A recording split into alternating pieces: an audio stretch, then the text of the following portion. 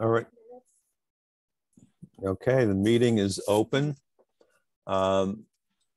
So I guess we'll start with 61 Paulding Avenue.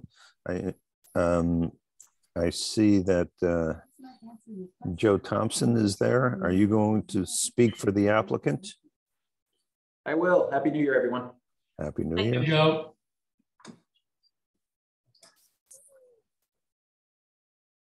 Go to it. So our last meeting we held on these properties, 61 and 63 Paulding, they were granted joint approval for both back, I believe, in spring of last year, back when the properties were expected to be built on spec and put on the market for sale. Since then, Mr. Hilpert, who is on the line as well, has purchased the property, and there are some slight alterations we'd like to make to personalize the house before he constructs. They generally have a very negligible effect to the aesthetic of the house. We've maintained everything almost identically on the front facade. The primary changes, and I can pull up the drawings in a minute to show these side by side, include a 2-foot increase in depth of the house to provide some more livable space. An earlier version of the house plans actually had this depth, but we had pulled that back in the interest of a larger rear yard.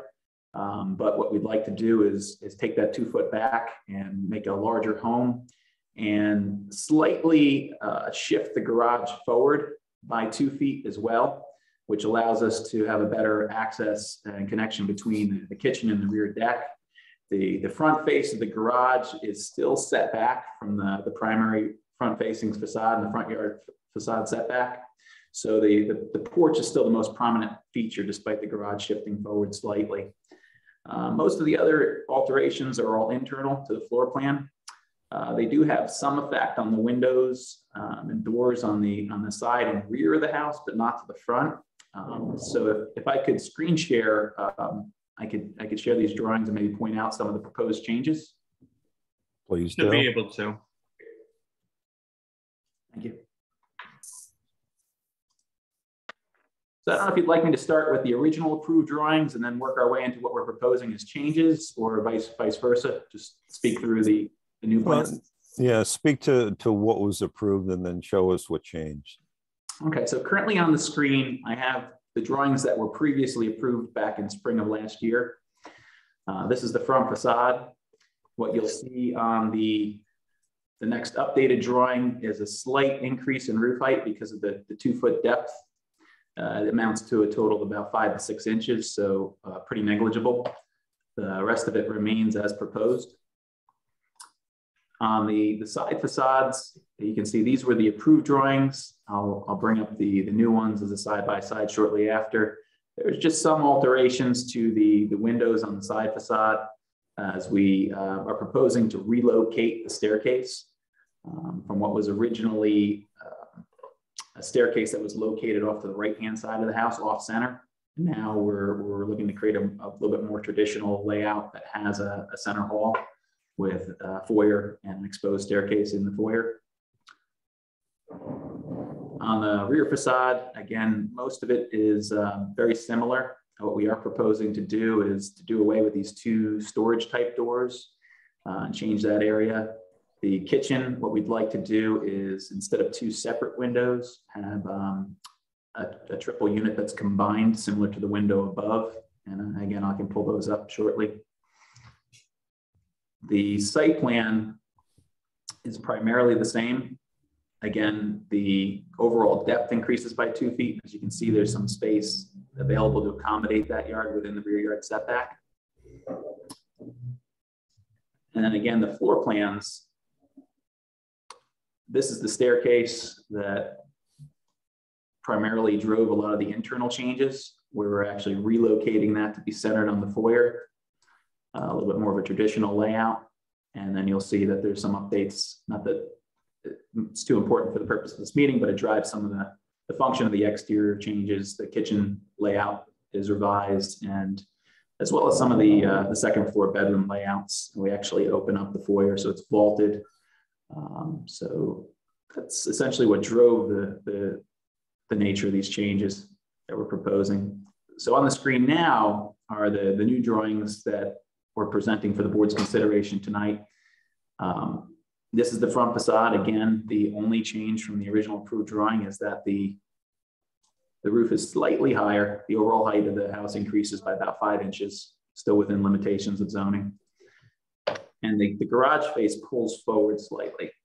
Again, still set back from the porch. So the porch is the first element that would greet the streetscape with the garage set back.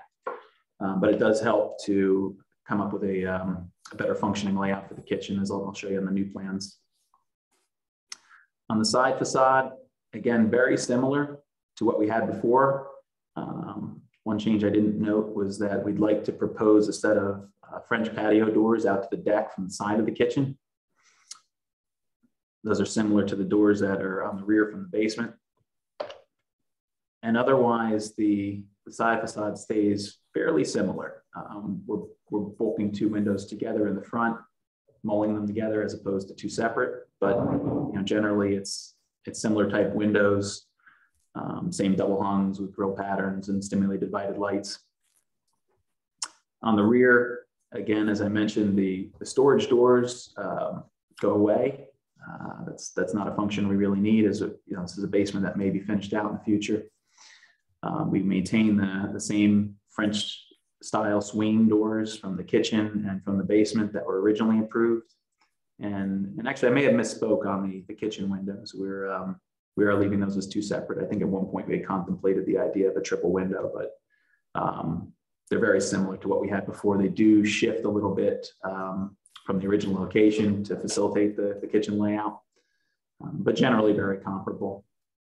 The plan itself, the changes, again, not that they're directly related to the exterior, but they're what drive the genesis of it, is the kitchen layout with a freestanding island and doors that lead out to the deck.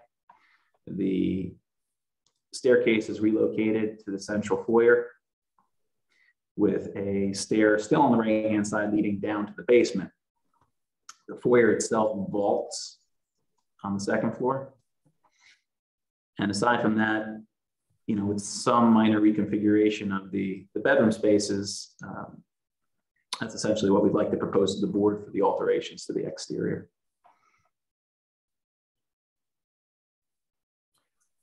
All right, can you go back to the side elevations? Okay. Okay, I remember that one of not the big issues, but an issue was stepping down the foundations, and it looks like you've kept that. I mean, that hasn't changed. Correct. On the northwest.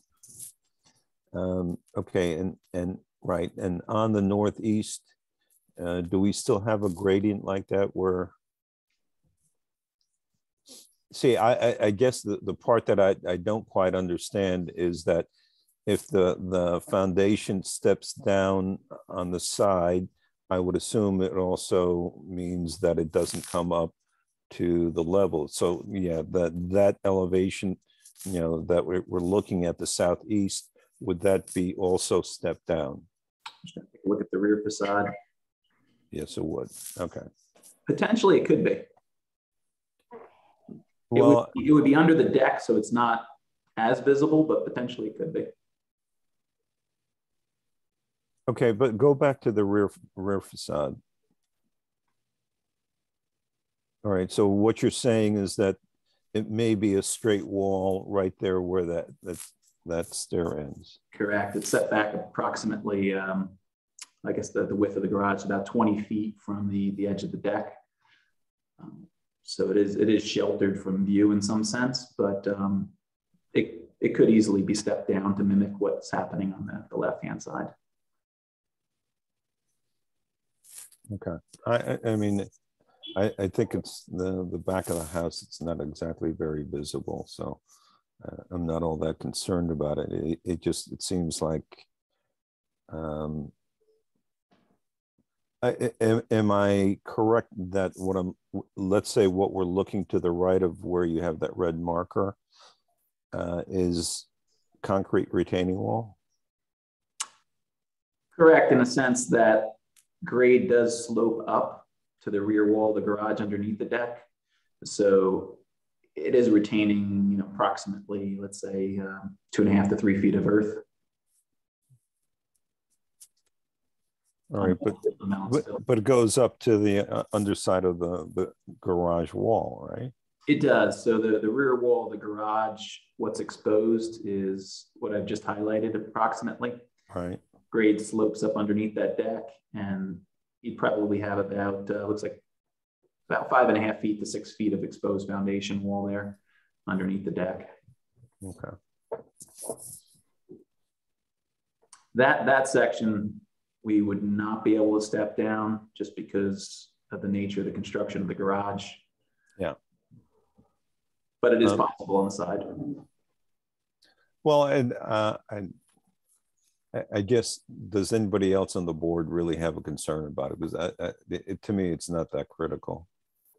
I don't, because it's under the deck, and also, you know, there's going to be another house directly next to this, so the visibility from the street seems really pretty minimal, I think. Yeah, I think it's going to be pretty well obscured by number 63, and you'd only really see it from the you know, the kind of 9D side, where there's also going to be continual construction. So I think that the shadow of the deck is enough to conceal it. Right. Yeah, it's a big deck. I agree. Okay. Anybody else have any questions or comments? Is there a material change to what we originally approved, or everything in terms of the siding and the windows, everything that all remains the same? Everything's proposed to maintain the same. So okay. There's no changes. I think just the only thing to keep in mind, we probably talked about this when we did the first approval. You know, when we have approved windows that are milled together, that kind of come as a unit, we do request that the sashes have a clear separation of trim so they look like individual units. It's a little hard to tell on these drawings, you know, zoomed out the way we are, but we just want to make sure that we don't have what you'd like to have is let's say a full 1x4 casing in between each window. So yeah, just something that gives the appearance of structure between them, even if it is going to be milled as one unit. And that kind of, it looks like that's what you're showing here. It is, yeah. I just went into our construction drawing. So we do have these specified as 3 individual units. So they're not, when I said mold before, they won't be factory mold. Okay. Field mold in the sense that we create a stud pocket between each window, and then that would give us the opportunity to provide a full width casing, so we don't have a narrow, you know, factory mold condition. Great, that's even better. Is how they're specified, so you get a true trim board there. Okay. And these are aluminum clad windows, right? They are same as specified before on the prior approval. Marvin's an upgrade from the prior gel ones that were installed in 65 Paulding. So there'd be the aluminum, and then there would be wood, and then to the next unit to the aluminum. So that would even create another material separation between them. So correct. Okay. That's the only thing that really jumped out to me. I think as far as the change in proportion, the increasing the depth of the house and as that pertains to the height is going to be really imperceptible, the way that, you know, based on the overall scale of it. And same with the bringing the garage closer to the street. I don't think that has a real material effect on it either. And that garage front is still set back from the front facade. So right. First we have the porch as the first layer that presents itself. And then the front wall of the house is still 2 foot prominent of the garage wall.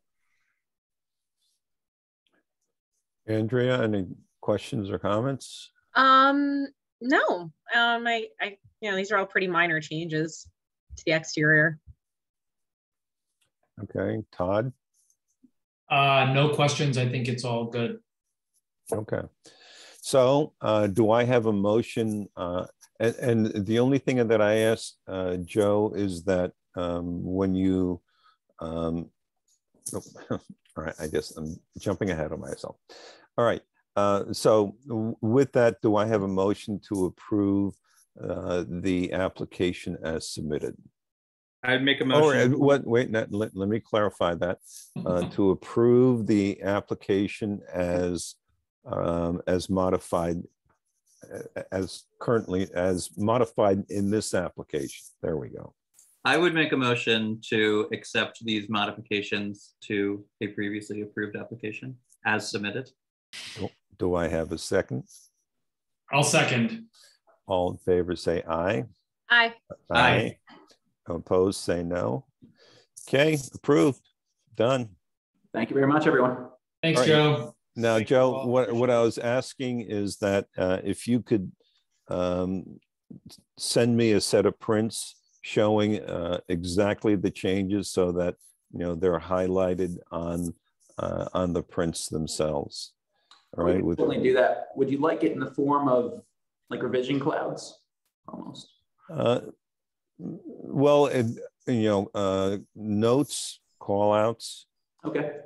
Yeah, revision clouds. I think that would help. It just so that it makes it easy for Charlotte to understand the changes from what we previously approved to what you're looking for now.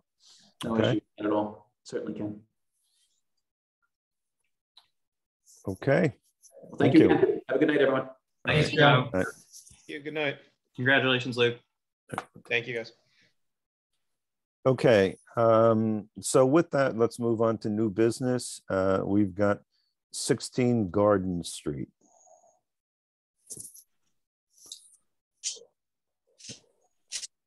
Al Hemberger or Jennifer Winky?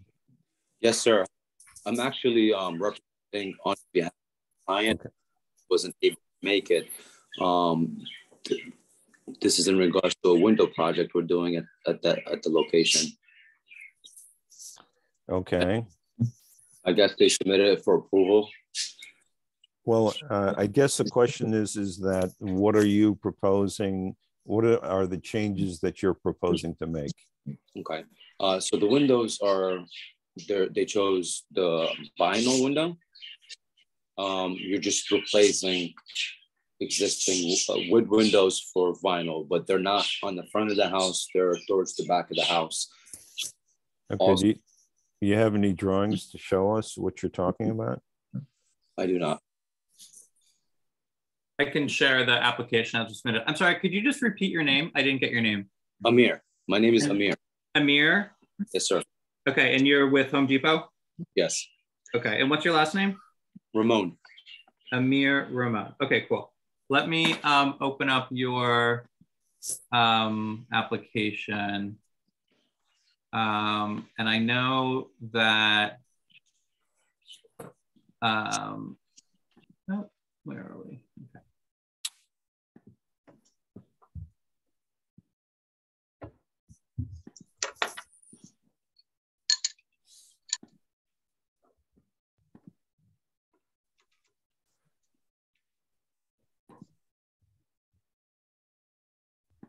I'm going to skip ahead to the pictures of the house because the first thing on the application is the check from the applicant. So I don't want that to be shown on the record. Okay, so this is the front of the house. Yes, sir. That's the house. And none of these windows are changing. They're not changing. So if you go to the back picture of the house towards the back, they're labeled as 1, 2, and 3, and 4. The top 3 windows right now, we're changing a wood window, okay, for vinyl window. No change, no other change to that. So the interior casing stays the same. This is a replacement window that will go right into the opening. Now, as far as for number 4, that door is a wood door now, and it's getting replaced with a French wood door. Quick question. There is a window on the first floor that does not have a number next to it, does that mean that it's not being replaced? Right Is there. that this one? Yeah. One on the bottom there. You see that? This all one, the basement window is changing. Yes. And then but wait a minute. What about, Oh, 6 right there. All right, so that window is not changing. this window that I'm circling now is not, it is not proposed for change. Is that correct, Amir? That's correct. And now this is on the lot line, this window number 6 is an existing wood window, which is also going with, and the proposed window is vinyl. Correct. Okay. So just before we go any further into this, these are the houses next door in case anyone's not clear where we are. That house has since been painted. So there's 2 things. One, Andrea did a whip round to take a look at the rear facade. Okay. Oh, actually, Sean, can I interrupt you for a sec? Yeah. So I was just looking at, so like Sean just said, I went around and around and around the block trying to see the back of this property. And Sean, the picture I sent you is actually not, now that I can actually see the back of this house, the picture I sent you, I think is actually a different house. I think you can't, let me look again. I think you can't, you can see like maybe one.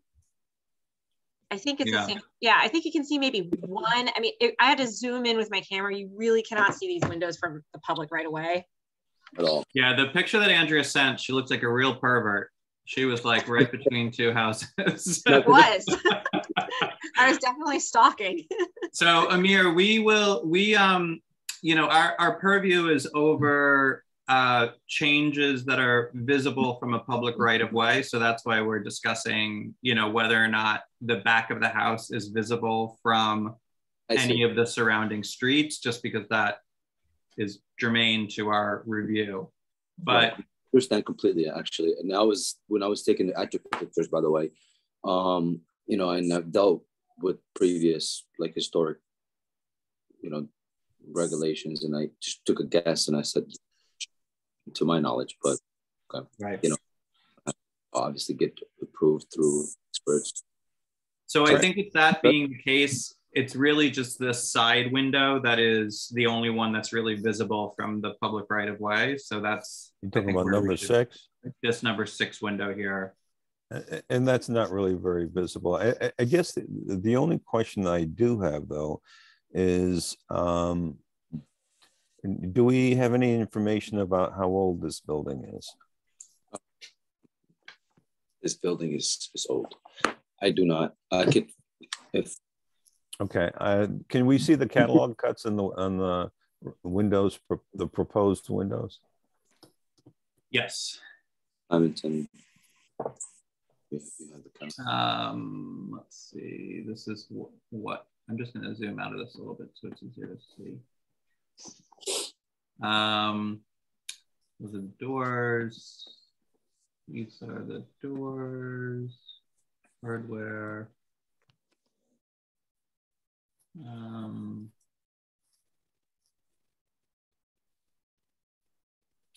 That's the order. I don't know. I think it was up series 400 door.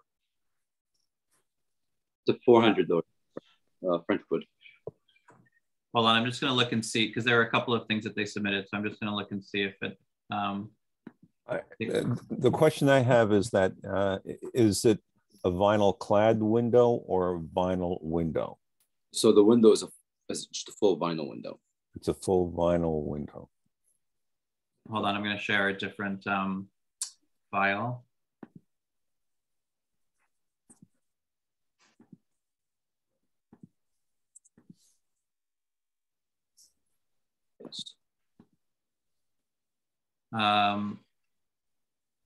This is okay. I see it. That's the vantage point. Is that the one? Yeah, that's the window. Correct.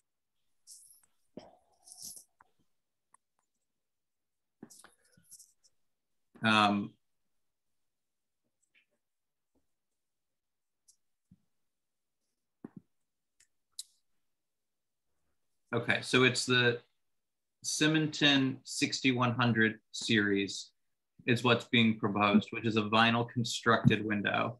And this building is in the local district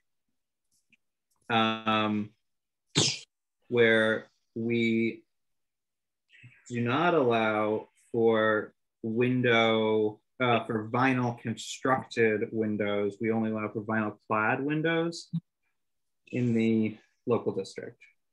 Yeah, and can you go to the front elevation? Yes.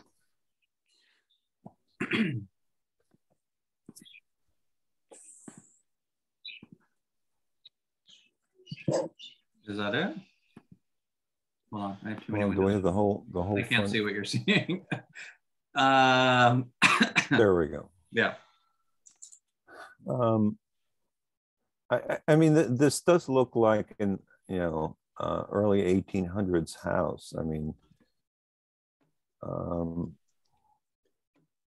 it's kind of hard to tell because the chances are those columns and the porch were probably replaced at some point. But I guess my concern is that and the guidelines don't allow vinyl windows, but certainly the existing windows, shutters, and the entire front facade really looks pretty historic. And I guess my question would be the loss of a historic fabric by allowing the change.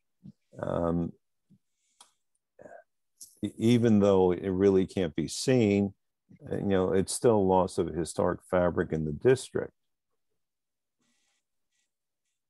I mean, what do other people on the board think? I agree. I think we should. My only concern is that this house sits very close to the sidewalk, so that little window on the side of the house, in that the side window. I mean, I think it will be more visible than people realize, just because of the very narrow space between the house and the sidewalk. Right, and Al, to your point, I think if the applicant was looking to replace any of the windows on the primary facade, I would be more concerned about it. But given that the application is for windows on the rear, which are, while it is a lack of fabric or a loss of fabric, it is fabric which is less visible and outside of our purview. So I think it's sort of similar to the conversation that we had with the owners at 68 Main Street about their windows and, kind of maintaining the historic windows on the front facade, on the primary facade that face Main Street, but allowing for the windows, on the rear and along the alley to be updated with something that was not, well, it was still conforming with the design standards, but it was less desirable perhaps. I think if we can have maybe a better solution for that side window, as Andrea said, what are the windows on the front currently? Are the windows on the front? They're actually Anderson Wood 400 series, so they're actually wood windows from the front. I think they went through this before, and they had to do the wood in the front. So I actually kind of thought this would happen. I mean, if it's I mean, the front windows are all Anderson 400 series. They were replaced, I think, 9 years ago. I think, or could be sooner. So they're vinyl clad? They're vinyl clad, correct.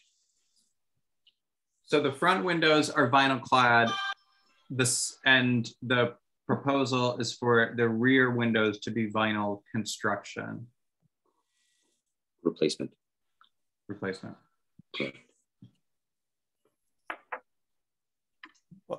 Okay, well,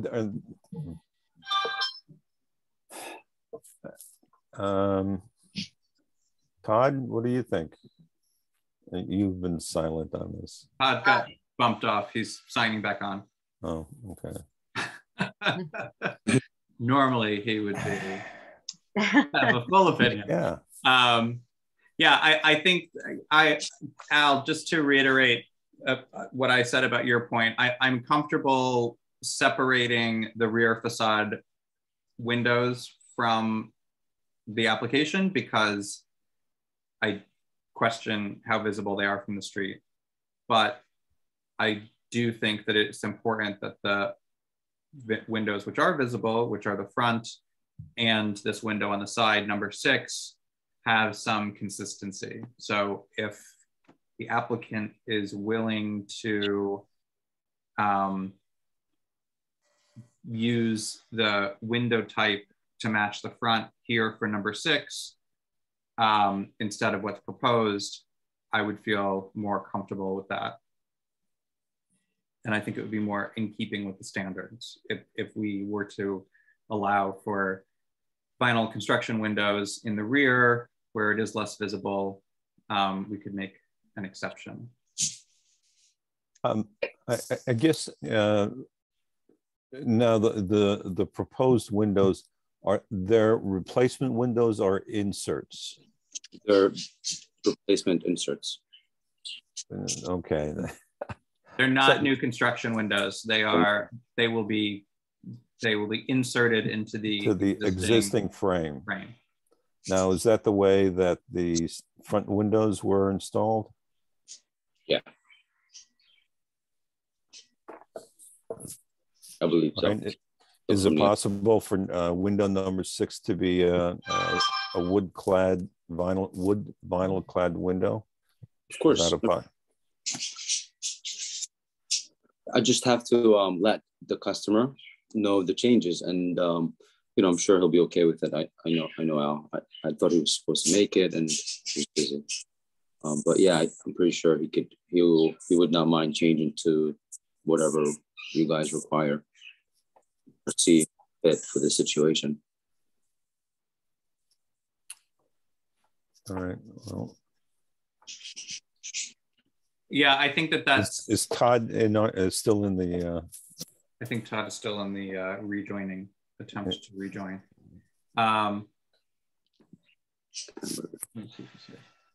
No, I mean there are 3 of us, but okay. Well, I mean, is that something, Al, that we would want the applicant to return with more explanation of how that's going to be done and the exact spec of the window? No, I mean, you know, realistically, I think we all understand what we're talking about. These are going to be inserts. They're going to take the sash out and install a new window frame within the existing window frame, which means it's going to reduce it. But, you know, and when it comes to the rear windows, you know, again, it's not visible from a public way. So what difference does it make to us? The only one where it would have an impact would be window number 6, which is on the side.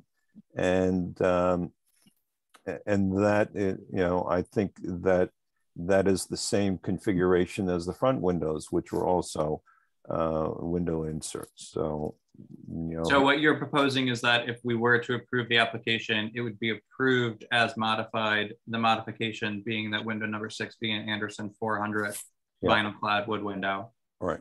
Okay. That I understand.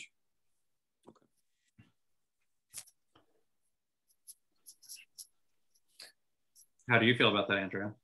I agree. I think that's a good compromise. Well, in the absence of Todd being able to join, shall we?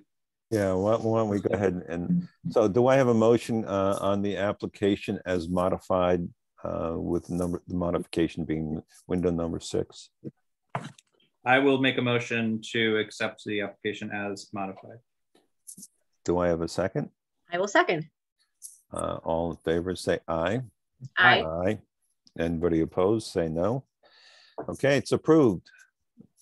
Oh, it's And- approved. So basically all we have to do is just do the change right there for that window. And Number 6. Yeah. we don't have to back here again and prove this again. No, you got it. As long as you make that change, it's approved. Okay, thank you so much, guys, for your time. All I right. really appreciate it. And I'll be sending this. And do we have, a referral from Charlotte? Yeah, we have everything. It came through Jennifer. All right. And what I'll do is I'll be sending the approval to the building inspector and the applicant over the weekend. So, okay. Thank you so much for your time, guys. Happy holidays. Thank you. Thank Bye-bye. you. Bye-bye. Thank you, Mayor. Okay. So who's the last troublemaker that we have to deal with? I think it's me, Madeline. Hi, Madeline. Hi. Hi, John. Happy New Year, everyone. Happy New Year. Yes, John Headland is here with us tonight. So I'll be presenting the project at 2 Locust Ridge on behalf of Kathleen Foley and John Headland. We're going to be looking at the neighborhood and the existing context, a little bit about the history of the house, and then I'll show you the existing drawings, proposed drawings, and then the specifications. So I guess I'll want to share my screen. Okay. So 2 Locust Ridge is right here on the Google map. This is Locust Ridge, Main Street, Mountain Avenue, and then Cedar Street is behind. This is the house along Locust Ridge. It's up high on the ridge. And this is looking from Main Street. This is the house looking on Locust Ridge from Mountain Avenue side. So this is just a blow up of the immediate area. So we'll be looking at the house here at 4 Locust Ridge, 224 Main Street, and then the house or the view from Cedar Street, and the houses across the street on Locust Ridge as well. And then this house that's catty corner. So this is 4 Locust Ridge, immediately to the left of 2 Locust Ridge. This is 224 Main Street, immediately to the right. Neighbors across the street, 7 and 3 Locust Ridge. So 2 Locust Ridge was built approximately in 1902, and the architect was McKeel, which most of you probably know is a Cold Spring architect. It was designed in the Queen Anne style, has a dominant front facade, and it's an L-shaped plan. So it has a cross gable, and it has the front porch that comes around the side. It's an asymmetrical composition from the front, and the Palladian windows are in the gable ends. There's a cutaway bay window. You can't really see it here because the fence is in the way, but that's the dining room cutaway bay. And this is the survey. So here's the road, Locust Ridge. Here's the house here. You can see the L shape and the wraparound porch. And then the work that we're proposing is at the back of the house. So there's currently a 1-story structure here, and we are proposing to add a 2nd floor. And we're not changing the footprint. The existing structure already meets the setback requirements and the percentage of lot coverage, et cetera. So it does not need a zoning approval. And although the area of work is in the back, you can see it from the public way. I'll show you that. So here's the area of work in the back. This is the main house. And then this is this addition that was added in 2007. And that's it from the rear. And there is some work that you will see on the north side or the left side of the existing house. And this is the left side of the existing house work that you will see from the street. So as you're walking along Locust Ridge, you will see the back addition. Along 301, you will see it in this space here. That's that 1-story piece right there. And then from Cedar Street, you'll get a seasonal view when the leaves are down. And so you'll see the 2 stories here and the 2nd story added here. And then from the immediate neighbor to the immediate left, this is taken from their side yard. They will also see it from their side yard.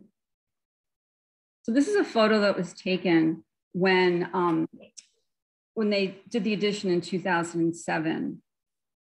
And in 1902, when the house was built, there was a small stoop here with a gable end. And then in 1929, a mudroom was put on here with a shed roof. So they took the shed roof off, and what was exposed was the horizontal clapboard of the original house, the corner board of the original house, and this rim joist of the original house. And on the side was also exposed, Kathleen said it was exposed cedar shingles. These are the original windows of the house. They're wood windows, but then they were, they put aluminum storms on top. So the house was covered over with asbestos shingles at one point.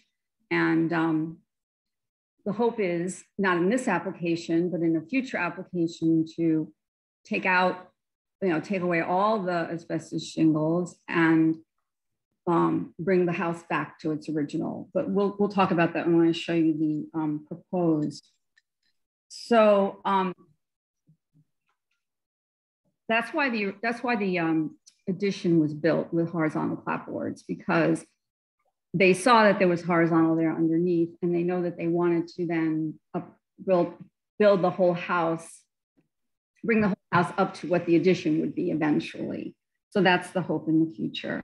That's the long-term plan. And then also the long-term plan is to take out these aluminum storms and put in, wood windows that are more economical and, energy efficient and more up to date. So that's how much they love this house, that they want to, they have a long-term plan for it. But right now, this application is just for this area. And I also wanted to note that when we do any of the asbestos tile shingle removal, it will all be done, safely and everything bagged and done properly. And those areas that would be patched with the cementitious replacement material, not with the asbestos again. It would be the GAF weather side profile, which is that cementitious material that looks like the old asbestos siding. So I also wanted to show you this little picture that was taken in 1922. I know it's hard to see, but this is taken from 224 Main Street. And so behind it, you can see that dining room cutaway bay of To Locust Ridge. And here you can see that distinction between the 1st floor and the 2nd floor and the attic level of the materials. So that was just to confirm that differentiation. So these are some details of the existing house that we will be replicating. There's a mahogany screen door, a storm door that's on the back, and that's got to be replaced because it's broken. But all of the window casings, the 4-inch flat and the 1.5-inch historic sill will be matched. The 1/1 windows. And then the house has this colonial rake and cornice molding. We're going to be carrying that through as well. So we're just taking clues from the existing house. And then here are the half-round gutters that we will also be using. And the house has a brick foundation. And when this addition was built, it was built with a concrete masonry unit foundation. So our hope is to put veneer on there so that it all runs continuously around. So a little bit about the history of the house. You probably all know this, but I was fascinated to learn that so many of the houses in Cold Spring were designed by McKeel. And he published a portfolio in 1907 to market the designs and to document them. So just the neighboring houses to the Foley Headland house, this is the house that's catty corner on 220 Main Street, was based on a McKeel design, as was 224, which is their direct neighbor. And then on 8 Locust Ridge, just down a few houses, there's also a McKeel. And then 12 Locust Ridge, which isn't in the historic district, but anyway, it's designed by him. And then 5 Fishkill Avenue was designed after McKeel number 15. And this number 15 is what resembles the most the Foley Headland house. It has that cutaway bay and the cross gable and the 1/1 windows, the rectangular shaped windows. And then the other house that is a similar plan is design number 16, which is 8 Locust Ridge. And this has sort of the same layout with that L-shaped porch. And then it has that second floor and attic floor, the shingles, and then the horizontal clapboard for the first floor. So I'm showing these to you because we looked at these houses to give us clues as to what to do with the addition and to use some of the vocabulary and the elements from these houses. So here's McKeel using smaller openings up against these larger openings, and some of them are square. And the house that's at 8 Locust Ridge, which is design number 16, has those square punctuated windows as well. The other element that we are going to be using from the McKeel houses is a hipped roof. For this addition, actually it wasn't an addition, sorry, it was part of the original house. This was this is that back piece there. This is 220 Main Street. So they employed a hip roof and were able to carry that molding all the way around. And then the neighboring house, 224 Main Street, when they did an addition, because the original house didn't have this, when they did that, they also used the hip roof. So we took some clues from the neighboring houses. So now to 2 Locust Ridge. These are the existing plans. I realize these aren't in your packet because they just came recently, but I will submit them if you need me to. So this is the front of the house, Locust Ridge here, and this is the rear. So there's that addition that's there. It's 13 by 13.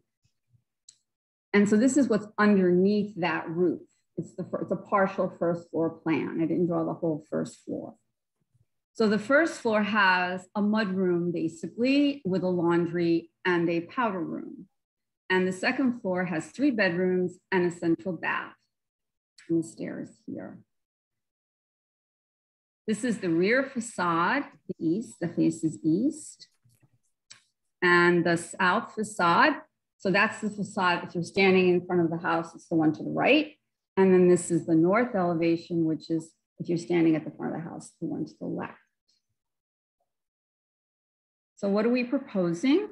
On the first floor, we'll be taking out some walls to reconfigure on the spaces here. And so that will necessitate some adjustment to the windows. Also replacing these 2 windows because they're kind of drafty. Then on the second floor, we will be doing the same thing, some changes on the inside that will necessitate, but we're also going to be punctuating this wall because the addition will be here. So we need access to it. This existing bathroom will be renovated and that window will also change as a result of that. So here's the rear elevation demolition diagram. So these are the 2 windows that are being removed. This is a new window in the bathroom. This window in the old laundry room will be removed and replaced with a larger window. And this is that opening that will punch out to the addition. This is the roof that will be removed. This is the south elevation. So this roof will be removed, these 2 windows replaced. And this is the north, the left side elevation. So this is going to be a new window opening. These 2 windows would come out and new window openings there. So on the first floor, the hope is to have a home office where the laundry room was, and a new window here. And then this window would get larger. And then the laundry and the WC will be combined and have a smaller window there. The second floor, here's the new master bedroom that's going to be in the addition. That's the crux of the project. And so it's 13 by 13, 169 square feet. And that 13-foot dimension is the same dimension as this bay, the L-shaped end piece here. So this is the new hall and then the new bathroom here. And so this new window on the north facade on the existing house will be above the tub. And there'll be windows above the headboard, high up. And then these are windows on the east and south, letting a lot of light into that room. This is the roof plan. So we're proposing a hip roof over the addition. And then you can see how it's the same dimension as this cross gable. So on the rear elevation, this is the addition. And this is the new hip roof, which would be the asphalt shingles, continuing that colonial molding going around. And then the top story would be shingles and the bottom, the horizontal clapboard with the exposed rim joist in between to negotiate the change in the materials there.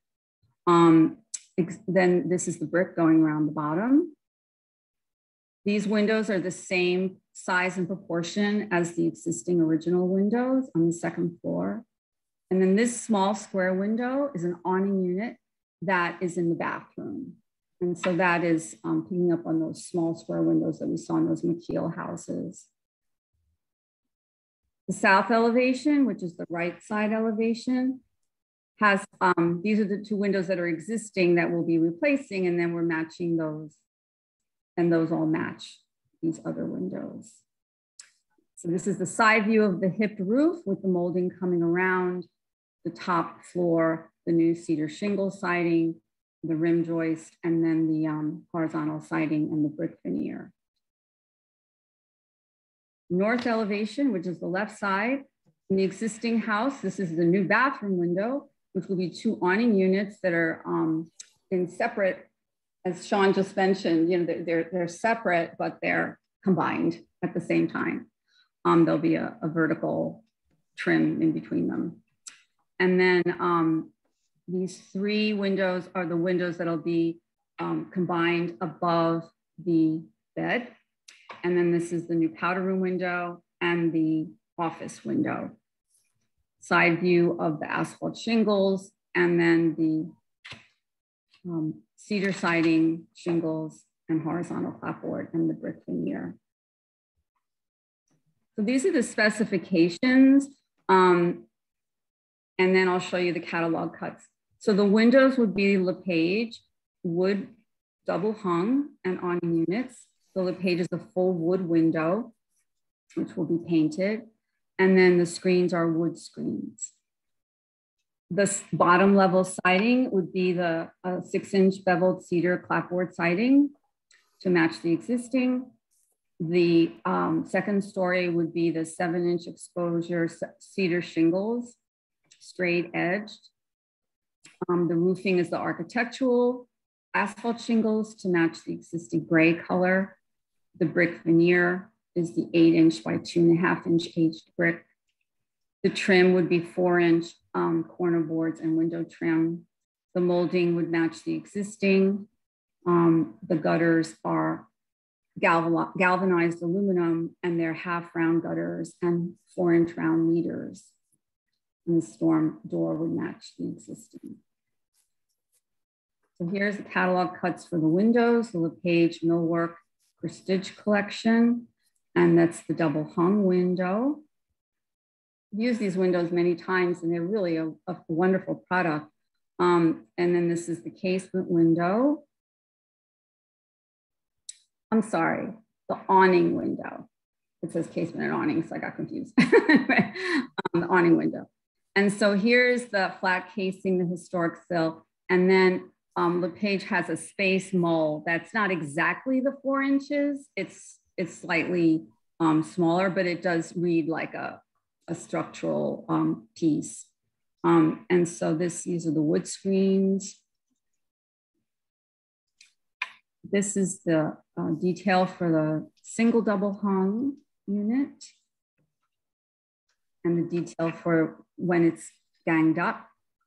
And so you have here the detail. And then the wood awning unit, and then when they're put together. I did want to mention that a lot of the McKeel houses have these ganged up windows. And yeah, like in here, you see how they're put together like that. So that was another element that we took for the addition from the other McKeel houses. So I also wanted to address why we chose to do a hipped roof. In addition to seeing a lot of hipped roofs in the McKeel houses, which you can see like in this one, there's like the hip there, the hip there. In addition to that, it was a priority to save this window, which is the original Palladian window on that back gable. And so we couldn't really match the pitch for the addition, because then if you were to, it would basically come and we'd have to shift the window up, and we wanted to keep the window where it was. So the hip roof allowed us to keep the window where it was. And it also, this option allowed us to keep the molding intact and bring it around and not chop it up if we had done an overhang. If it were a gable end, that would cut into the molding. So it was really a cleaner transition to do it this way. That's why we arrived at the hip roof.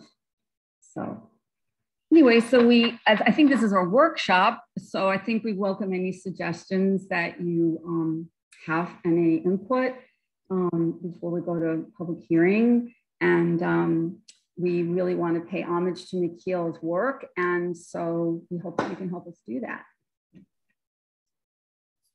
Thank you. Okay, thank you. With that, who would like to offer their opinions first? Sean, you're on top of the strip there of personnel. I think it's a perfectly logical design. I don't really have very much to contribute to it. I really appreciate your last comment about maintaining the trim line around, creating that continuity around the base of the hip roof, and that totally makes sense. I also think just by using that hip roof too, in a way you are kind of decreasing the overall bulk on the addition. And I understand the use of the materials, the change in material from the first floor to the second floor is reflective of other examples around the district. I don't really have anything much to add or ask, if I'm honest. All right, and but maybe I will the more we talk about it. Yeah. No, I mean, my first takeaway is that I was actually wondering how Madeline would tackle the roof and keeping in that Palladian window. So that was a brilliant design. I was pleased to see that.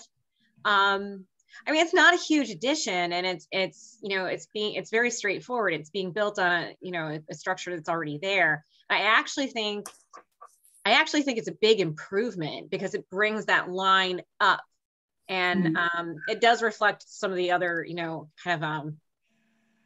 additional pieces that we see on the other McKeel houses. I think it's very fitting, honestly.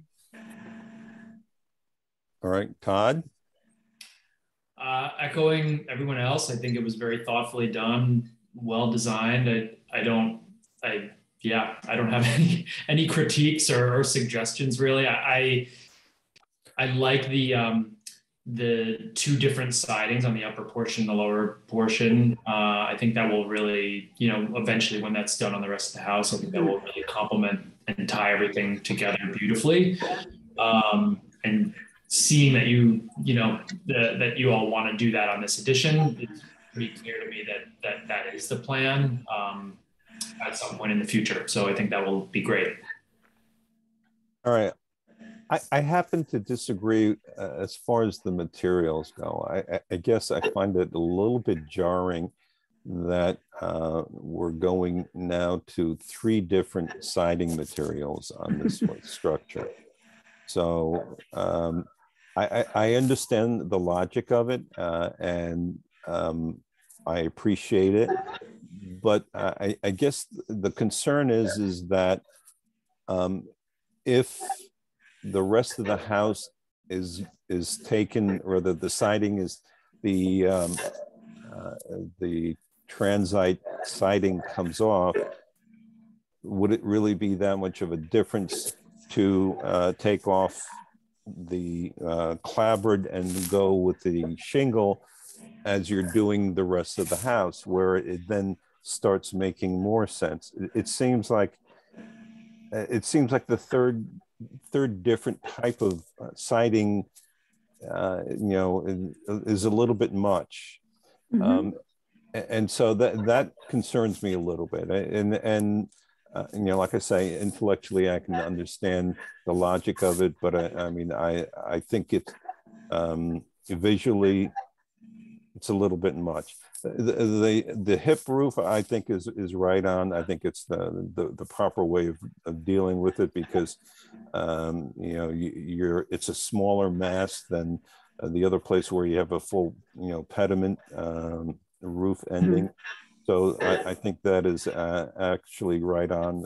It's the way to handle that situation. The other thing to do would be to, the other question that I have is that if we can go to the north mm-hmm. facade. Mm-hmm. I don't know. It just seems like there's a lot of very small windows. Mm-hmm. And I guess that is another thing that concerns me. And I understand that, in these places where we're dealing with bathrooms, the smaller windows make sense. It just seems like, all of a sudden, small windows are us. I guess the question I would have, for example, and if this is a workshop, I'll throw out some ideas. Mm-hmm. Instead of the 3 windows over the bed, perhaps 2 larger, more rectangular windows to the side. In other words, one on each side of the bed, sort of lining up with the half windows below. Okay. That may be an approach which sort of diminishes the number of small windows that we have. So that's, and aside from that, I think the 2 things that sort of stuck out was the third siding material and the small windows. Those are the big items. Otherwise, I think excellent design. I agree with you. I think that I see both sides of it. I agree that it is a little bit odd. I know we don't have purview over paint color, but presumably this will all be painted the same color, or at least the addition will be painted the same color, which I think would kind of soften the blow.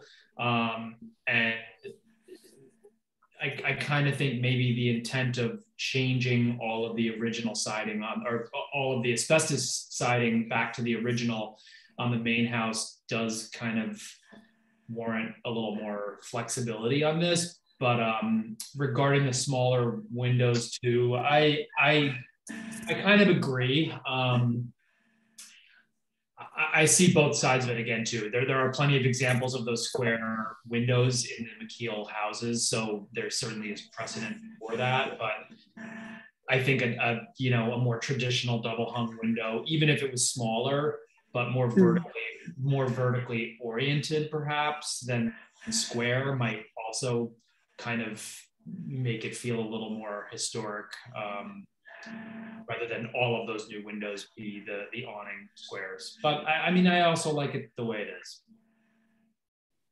Yeah, I would almost rather see, I mean, just spitballing if we're addressing the, cluster of smaller windows. Maybe even, I mean, the downstairs volume, I know there's a bathroom there, but the office is there too, right? So I can't understand why you wouldn't want a bigger window for your, that's where I would put bigger windows, more standard size. Yeah, the bigger window is facing the rear. Right. And then there's one of the there's this little one, right? Yeah. So what's there now is a large window in the bathroom and no window in the office. So that's why we wanted to add a window in the office, and we wanted to make it fairly small and fairly high so she doesn't lose wall space. Oh, okay. Right. And then, yeah, so, and then this window here has to move because of where the new,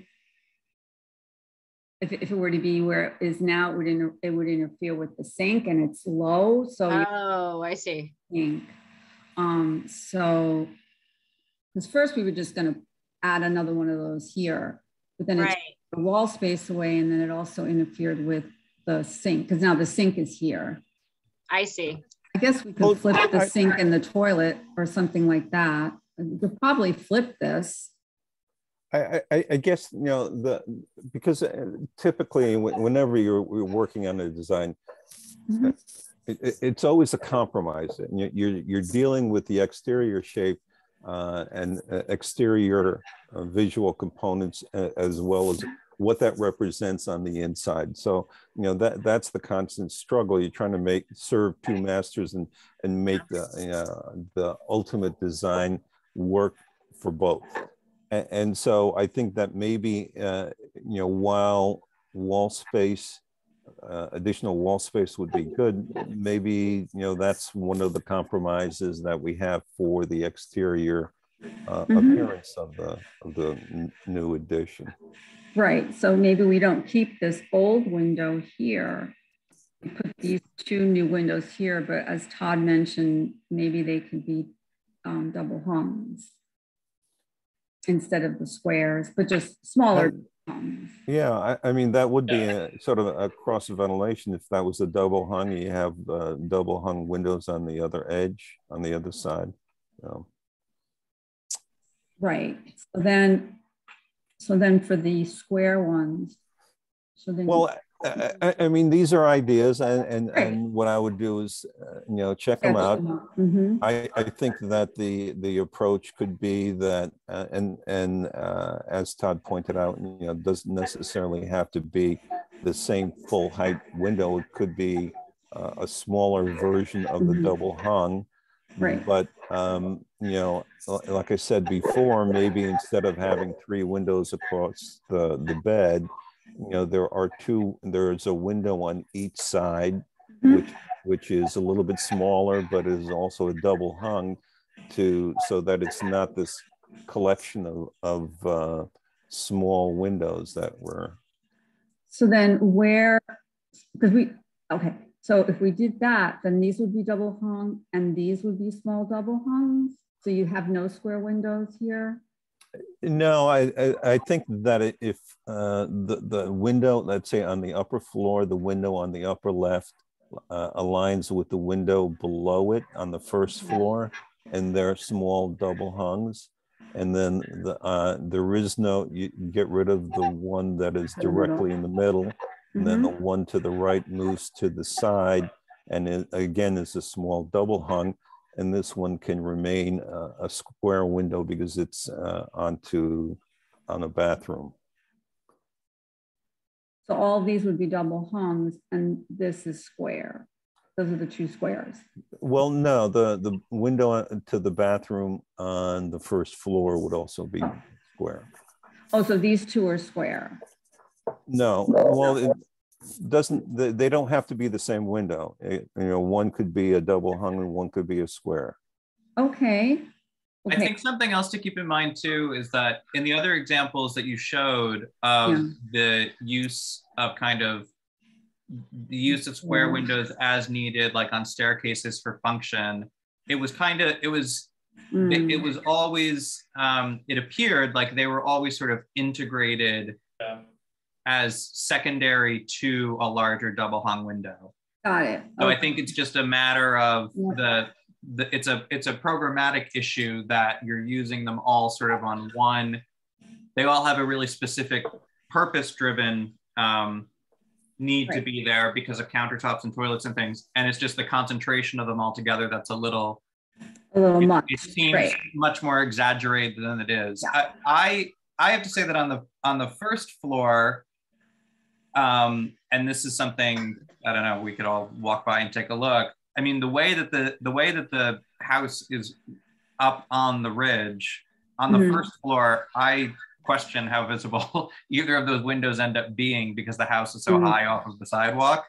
The second floor obviously is going to be raised up. It'll be new. It'll be more visible. Yeah, these you don't really see too much, but yeah. Well, if that's the case.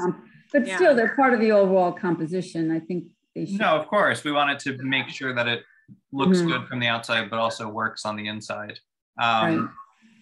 So like on the rear elevation, we have just one square window. So that works because it's above, it's just one. And so it doesn't. Right, it aligns with the other windows. It feels like it fits in the pattern. Yeah, okay. And then here, so here I'll work on. Well, go back to the rear elevation for a sec. The rear, here. All right, now the two new windows on the first floor, they're not full height windows, but they're still double hung. Now, can you have a one window version of that on, on the side? Yeah, that there. Sure, we can try that. And then this one could still say a square, the one in the bathroom. Right. Bathroom windows are all squares. Right. Yeah. Okay, and then these could be, well, we could also say, do you even need windows here? I mean, it's facing right. north. It's facing north. It's a bed wall. Maybe we're better off with nothing. I don't know. Have to try it. Right. I mean, take a look at it because go back to the rear facade because then that's the okay. So I mean, take a look and see if, for example, that window A, if you can have those two windows flanking the sides of the bed and see if that works. I mean, they're too big. The A's are huge. Yeah. Because they're 2'8" wide and 4'8". They would leave no bed wall. So that's why we did this, because at least the bed can be wherever it's going to be along here, and that's high up, I think they could have small windows or no windows and be fine, but maybe that's more of a John and Kathleen question, whether they, like have a preference for windows behind the bed. Yeah, well, they wanted this because they wanted it. Yeah, they want the light. You guys want the light coming in above. Yeah. So right. But we can talk about it. But if two over the nightstands would work, then that might look really nice. It is a good. I'll say something. It is a good point that bedroom, a 13 by 13 room, already, even without these three, already has four very large windows, frankly, facing roughly east and roughly south. So, but we had put it there for additional light, but it's probably going to get a lot of light as it is. Yeah. Okay. Yeah, and the other ones will be easy to draw up lines on, but these would be harder because they're behind the bed. It's just sort of to kind of, All right, so we'll talk to Kathleen about these options. Yeah. As for I mean, I know Al doesn't like the idea of the cedar shingles going on there already, but I mean, I considered his opinion. I thought of it myself at first, but this is not very visible from the public rights of way. you know, and the cedar will, you know, weather and turn, you know, a grayish color. I don't think it's gonna, maybe when it's this is all going to be painted. I'm sorry. Oh, I thought it was like a cedar, like a no, cedar no, it is a cedar material. I see. Right, but it gets primed and painted. Oh, well, if it's painted and it's the same color as the house, I don't. Yeah, I'm not bothered. I'm sorry. I just meant the cedar material as opposed. Oh, I see. You know, something else like pine. Yeah. Right. Yeah. I do have one question, because you are patching up certain areas where you're changing from, you know, moving things around. Yes. Are you going to have enough of that transite material to do the patching? Well, when I did the project on Parrott Street for Daniel Castro and Mike Musso many years ago, GAF makes it's called Weatherside Profile. Let me see if I have it on my. Well, I guess. Oh, here it is. Yes. All right. Side profile cement. Fiber cement. Okay. Right. So it's fiber cement siding, and it's the same size and the same texture as the existing. So okay. we can get it. I used that when I patched up at Danny and Mike's house, and it worked out really well. Okay.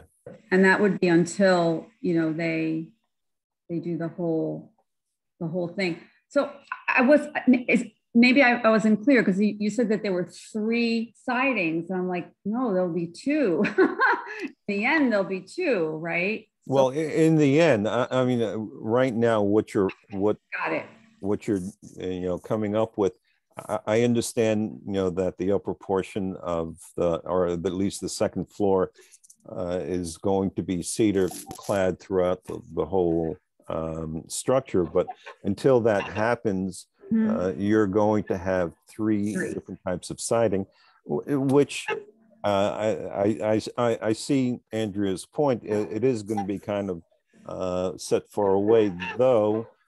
From your presentation, it looks like from I guess Mountain Avenue, it was a lot more visible. Oh, it's from here. Here's some Cedar Street. Yeah.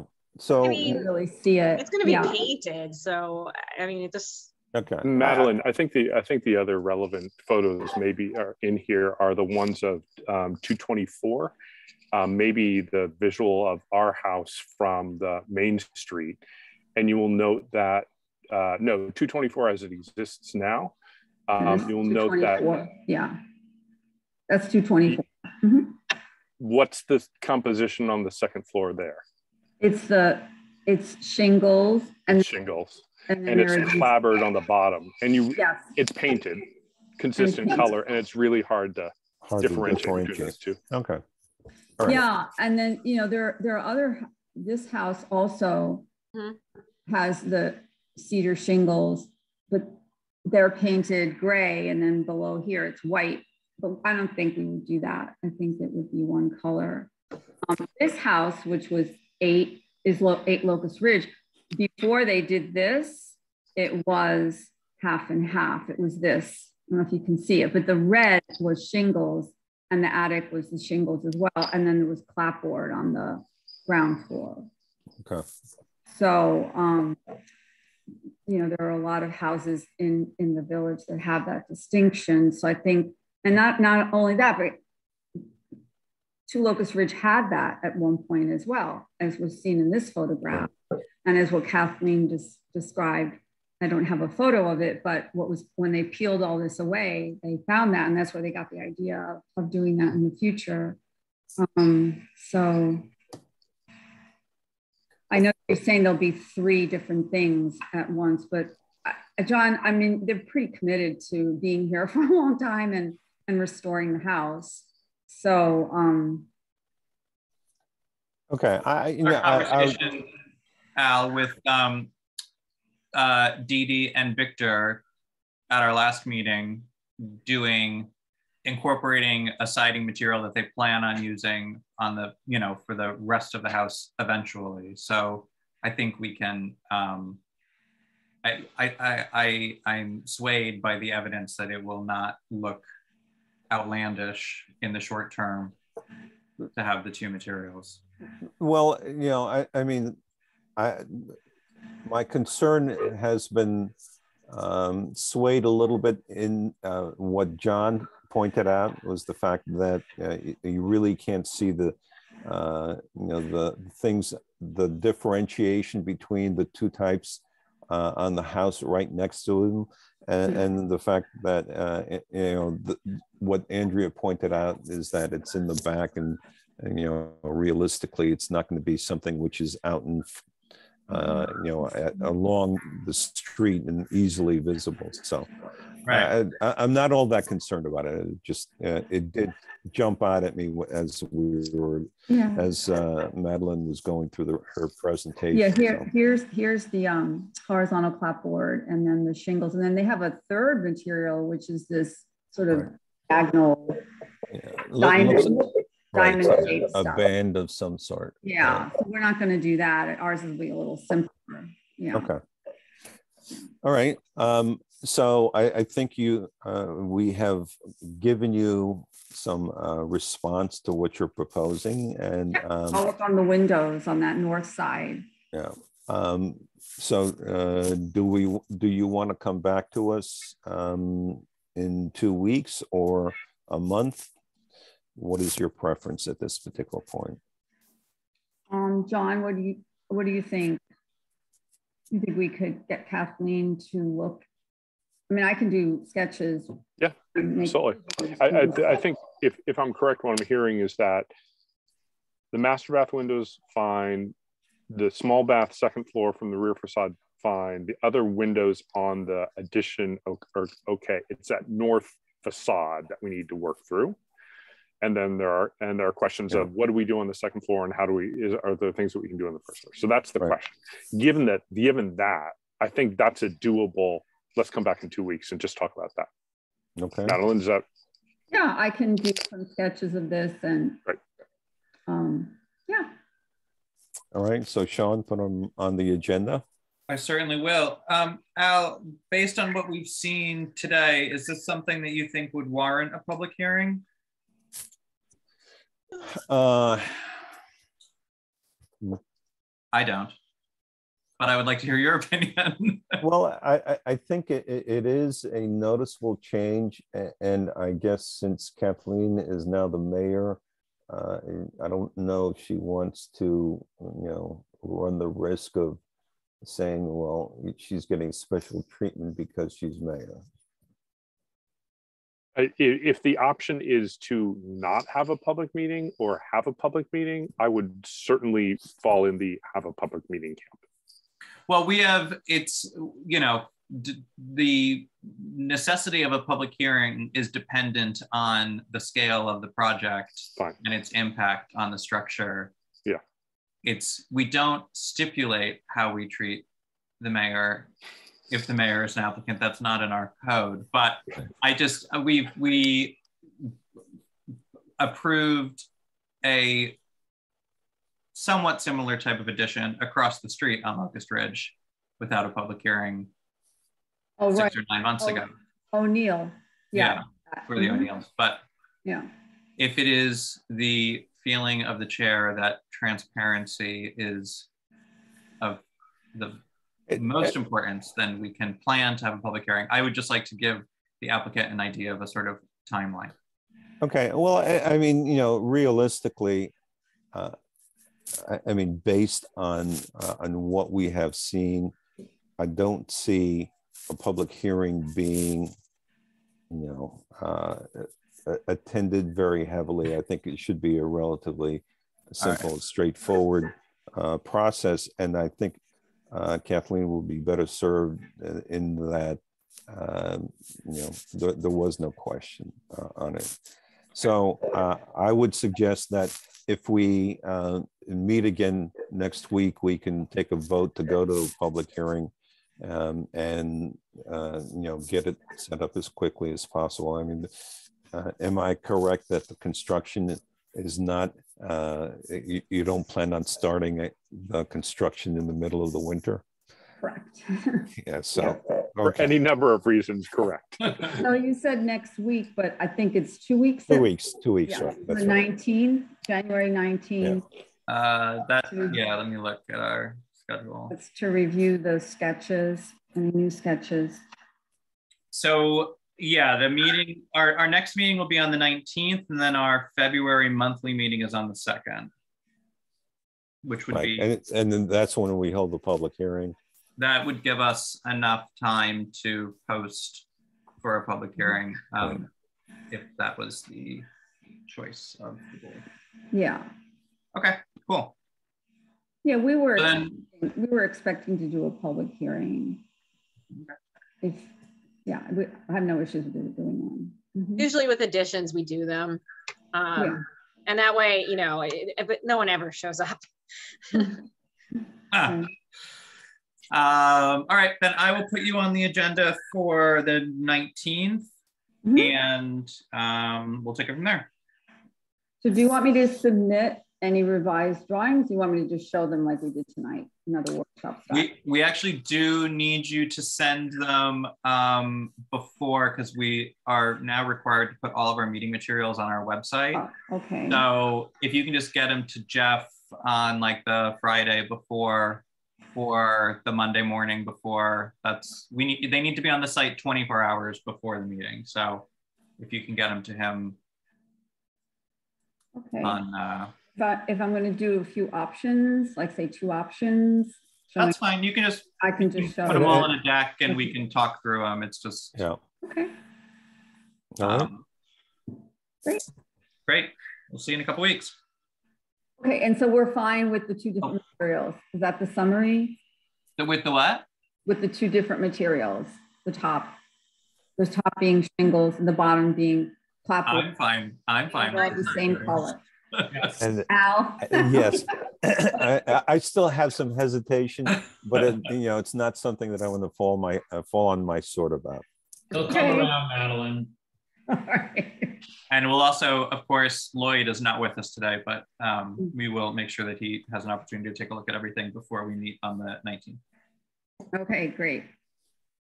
All right. Thank you very much. Thank all right, you. guys. See you in a couple of weeks. Okay, bye. Thank you. Thank you, everybody, for all that you do. Thanks. Bye-bye. Thank you. Bye. Okay. We have minutes from, I didn't circulate them because. Before we start with that, let's see what Mr. Matt Sherman has to say. Oh, okay, hold on. Let me close this. Matt? Yeah, sorry, coming on here. You got me now? Yep. Yeah, thanks. And thanks, y'all. I appreciate the opportunity to provide, I guess, what I would call user feedback. Listen, I'll try and be brief, respect your time, all of our time. And I offer this feedback in the spirit of, I built a home here. I hope I live here forever. I care about this community, and I believe you obviously guys care about this community. It's, you donate your time to do this. I appreciate you for that. So with that in mind, if I see things, I'm of the belief that I think can be improved, I speak up to add value. And to that note, Al, actually, I want to apologize. My email to you was quite antagonistic in tone, and that it's not the spirit I certainly want to approach you with now. So, but listen, I guess, from our experience, there's a couple of things I would just offer my perspective on. Again, I offer it with positive intent, to improve, this board and its value to the community. I think, when I look at the process and the impact of it, those are the 2 areas that I would offer some feedback on. In terms of the process, everyone's process is different, of course, but for us, it was 6 calls. It took 3 months, about a quarter of the time it took to build our house. But what was, I think, frustrating for me is, it was on the 2nd call, at the end of the call, after we made, pretty much all except, I think, 1 and maybe 2 changes that you asked, there was still a lot of debating. And I got on the call at the end and I said, look, just tell us, give us clarity. What do you want to, tell us what the must-dos are. We will do it, and we couldn't get that clarity. It was not provided. Ultimately, we did, again, 95%, I think everything except one thing, the big issue, siding. You know, and then, you know, months later, meetings later, that gets denied after a public hearing, you know, which a lot of time and money, you know, for us, amongst other things. But, you know, I guess what's frustrating is that I feel like that could have just been sped up a lot more. And what also is additionally is frustrating to me now is, you know, again, now having learned that neighbors were called and asked and pushed to call in, you know, that was sort of one of the big things towards the end of our timeline was like, well, hey, if this is, you know, if the public cares, you know, because we had the prior agreement deciding a certain way, you have your guidelines deciding a certain way. So a big thing was, you know, what the public thinks. And then to find out, you know, the time was a bit suspicious. Okay, these people call in and seem to know only what you could know if you were on a lot of these calls, right? And, you know, so I find that a bit nefarious to find out that, you know, like, you know, my now neighbors have been called and pushed to do this. I don't think that's like your process as published. And I don't think, you know, like, you know, that'd be like, you know, the last caller, ironically, you know, Al, you didn't like the seat or whatever, you know, you calling their neighbors, asking them to call in at the public hearing and dispute that. Like, I just don't think that's right. I don't think that's honest. And that really bugs us. And then, you know, in terms of the impact, the second thing, you know, look, I believe you all do this for the right reasons, 100%, you know, like you're donating your time. You made a lot of positive impacts to our house, by the way, and I really appreciate you for those. You know, a lot of the 90% that we made, like, we like, you know, like great improvements, you know, but, and what I'm going to say now, I don't say with mean intent, you know, but to be honest, you know, when we started this process and we talked to multiple people who had gone through the HDRB, you know, there was a lot of negative feedback about it. You know, there was a lot of like, oh my God, don't do it. Or, you know, it's a bad experience. And again, I'm not saying this to hurt feelings, you know, but I'm saying this that, you know, that was the perception, to the point where I know people that like don't want to be in this or do work, you know, live and fix a place in this area because of the hassle. And probably people that I think would make a positive impact, really. You know, if I'm honest, if someone asked me the same thing, I would offer the same feedback now, that it was not a good experience. And I'm not naive. Like, listen, you're not here to, you know, be yes people and rubber stamp everything. You serve the community and, you know, the best interest. But look, when I look at the overall impact, one of the big things that stood out to me was on our call with the neighbors. You know, a woman called in, my neighbor now, you know, and you know, she said on the call, you may remember this, she was like, more or less to paraphrase, you guys made my life so miserable when I put on a kitchen extension. I want to make sure that their life's miserable. I'm just like, like this is not community building stuff if we've got people that are like spiteful about this. And again, I don't think that's anyone's intent, but that was kind of our experience. And look, I believe the board serves, you know, a valuable and important purpose. Like, I think you're all in it for the right reasons. And so, listen, I don't say this to, I'm very happy in our house, and, you know, but I offer that feedback because, you know, I think it could be improved. I think the process could be clearer and quicker. And if, you know, and if you have a preset agenda and it's only going to be one way, just let us know, you know, like we, you know, could have saved months on that. And, you know, I guess consider the impact it makes. All right. That'd be me. Well, we appreciate the comments, but to restate what I told you in the emails, your application was not something new. Your application was a modification of an application that was already approved. And you're talking about a process that occurred a number of years earlier. And from what I understand, and I checked around, people checked with the neighbors just to see exactly what had been promised by the previous applicant. So, and the thing is that what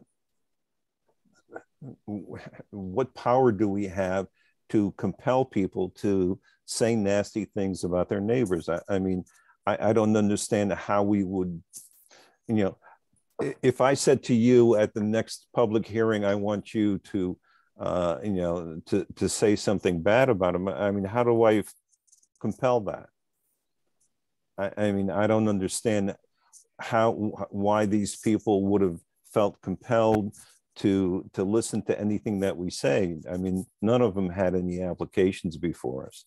So I think that when you say that there are people who are upset with our process, yeah, listen, I've been on this board since the 80s, 1980s, and you know, there are always people who are upset because there are always people who don't especially want somebody else telling them what to do. But I mean, we serve a purpose that was set up by the village ordinance, and that was done based on national experience. And the thing is that, you know, no matter what we say, somebody's going to be upset. And you know, that's just the nature of the game. And we try to accommodate applicants as much as possible, but ultimately our responsibility is to the village, and we have to do what we think is best for the village. And I think that's what we did in your case. And I think that's what we try to do typically in all of our applications. So we appreciate the input, and we'll take a look and see if there are ways in which we can make it a lot simpler. I mean, the fact that the design guidelines, if you read the front part of it, it talks about the application process. And I think that we follow that to a great extent, and that hasn't really changed significantly over the years. I think, you know, the number of pieces of paper that have to be filled out probably has changed, but I think the process is pretty much the same. So I'm a little, I don't know what else to tell you. I mean, I think that we tried to be fair in your particular case, and I'm not sure I understand what your neighbors are talking about as far as what they said that our members did. I mean, if you want to, and I'm not sure how productive that would be. If you would like to have them meet with us, we'll be happy to meet with people and sort of try to get an understanding of how they felt compelled to say things. Yeah, well, again, I can understand a bit of the defensive posture. It's not my intent to attack you. I offer this more of like, I don't think, I think the decision you got to is always going to get made, and that's okay. Like, but just tell us on the second call when I asked you, you know, like we didn't have to go through this whole process. If you were going to go to the extent of calling people, you know, like this, like that just is like, okay, that's fine. I'm not so bent out of shape about that that's where it went, but like we could have just gotten there, you know, like, so respect the time and process, you know, and well, and let me explain that, because, you know, that is something which we purposely do. I mean, our job is not to design things for people. I think that would be, I think it would be a little unfair to both the applicant, and that's not the way that the law is written. I think our job is to review the designs that are proposed by the applicant, and make recommendations in order so that they're appropriate to the district.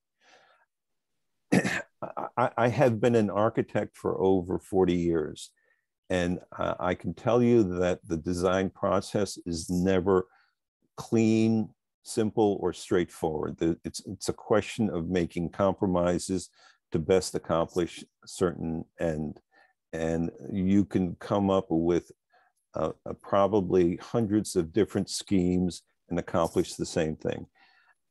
And so we should not be in the position to sit there and say, your house should look like a McKeel design number 16. You guys need to come up with what you want to do, and then we need to make suggestions and recommendations on how to make it appropriate to fit in the district.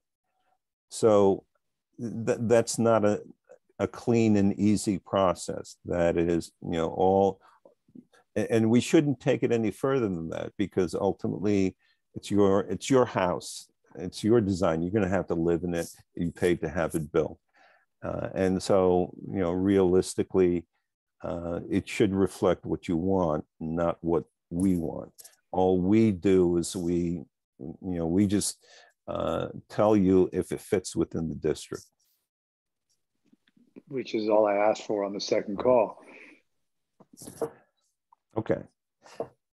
I'm glad we have this conversation. And is there anything else you want to add before we move on? No, thanks for your time. All right. Well, thank you, Matt. All right. Bye-bye. Okay. Minutes. These are just the minutes from our meeting that we had before. Oh, wait, hold on. What am I doing? This is just from our meeting that we had on the 22nd to approve our minutes. I don't know. I mean, I think let's go line by line. This is why I didn't circulate it before, but it's just the Lloyd wasn't there. But the four of us were, so we can vote. Okay. So I would make a motion to accept. Are you reading it? My name is misspelled at the bottom. Oh. Well, it must be misspelled on all of our other minutes, because I copied this one from last week. Okay.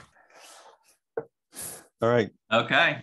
Do I have a motion to approve the minutes? I would make a motion to approve the minutes as submitted.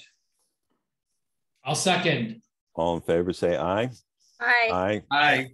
Okay, all done. So it sounds like Lloyd is in touch with Christian about next steps, and we'll take that up whenever they're ready. Okay. Yeah, I'm gonna go through the photos, the couple things that he called out for me. I'm gonna do that right now. Great. We're definitely going to be meeting on the 19th. Obviously, we just invited Madeline back, but there are a couple of other people who have requested to be on the agenda for the 19th. So, all right. And does anybody have any comments or questions concerning Matt Sherman? I mean, you explained it perfectly. What could we possibly add that's not going to create more friction? Yeah.